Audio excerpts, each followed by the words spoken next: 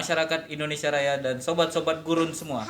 Kembali lagi di podcast saya di sini dengan membahas seputar komunikasi. Di sini saya sudah mengundang seorang narasumber yang berasal dari Pekanbaru tentunya. Boleh kenalin nama nggak nih? Tentu, boleh.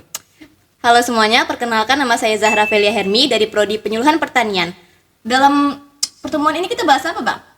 Tentu kita membahas tentang apa sih itu Kak, pengertian dari komunikasi? Komunikasi itu secara umum sih adalah pertukaran informasi yang dilakukan dari satu orang ke orang lain. Tujuannya adalah untuk mencapai suatu pemahaman yang sama. Lanjut Bang, apa lagi? Lanjut Bang, apa lagi? Itu dua arah berarti itu Kak ya? Iya, emang harus dua arah komunikasi. Kita harus saling paham antara orang ini sama orang ini gitu. Jadi kalau misalnya satu yang sama satu sama tapi yang satu nggak mendengarkan itu tidak termasuk komunikasi. Itu tuh termasuk komunikasi sih sebenarnya, tapi dia lebih tepatnya itu cuma satu arah gitu. Iya. Berarti itu tidak bisa dibilang komunikasi. Masuk, tapi dia cuma satu arah sebenarnya. Komunikasi itu dia setahu saya ada 3 jenis. Ada yang saling mengerti satu sama lain, terus ada juga yang satu arah, satu lagi saya nggak ingat sebenarnya. Oke. Nah, latar belakangnya nih Kak. Latar belakangnya itu penting nggak? Latar belakangnya mana dulu Bang? Komunikasi antar budaya.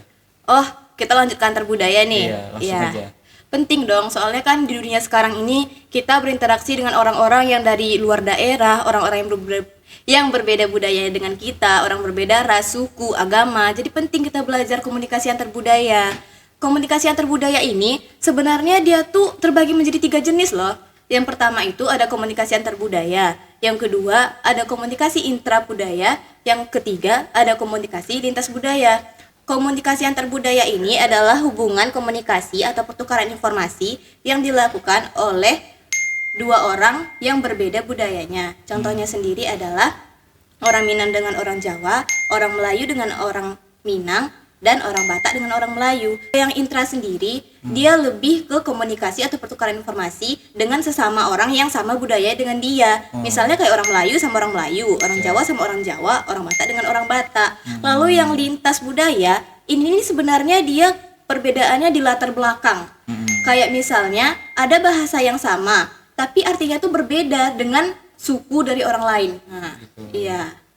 Ini kan kakak tadi bilang antar suku nih, antara orang Jawa sama orang Minang.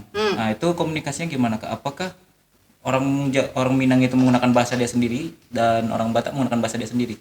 Nggak bisa kayak gitu sebenarnya. Kita kan sebenarnya hidup Indonesia nih. Berarti kita harus pakai satu bahasa aja, bahasa Indonesia. Itulah kuncinya, kita harus berkomunikasi satu sama lain. Apa sih Kak perbedaan dan tantangan dalam komunikasi antar budaya?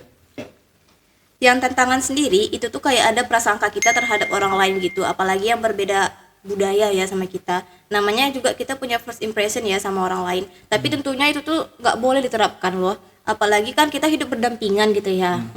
Terus yang kedua ada etnosentrisme. Di sini nih kita ngerasa budaya kita tuh adalah budaya yang paling benar di antara budaya yang lain. Iya gitu. Yang ketiga ada perbedaan gaya dan komunikasi gitu Bang. Tentu ya kita sama orang lain kayak beda gitu gaya bahasanya kan. Baiklah semuanya, sebelum kita tutup, ada nggak pesan atau insight buat para pendengar? Nggak ada sih. Ada deh kayaknya. Untuk teman-teman sekalian, kita kan sekarang hidup berdampingan dengan orang lain yang tentunya budaya kita, ras, suku, dan agama berbeda. Jadi kita harus saling toleransi dan saling menghargai antar kita sesama manusia yang hidup saling berdampingan. Itu aja sih dari saya. Keren banget sih Kak. Iya. Makasih ya Kak udah sharing ke teman-teman yang lain. Jadi saya tutup aja ya. Dadah. Dadah.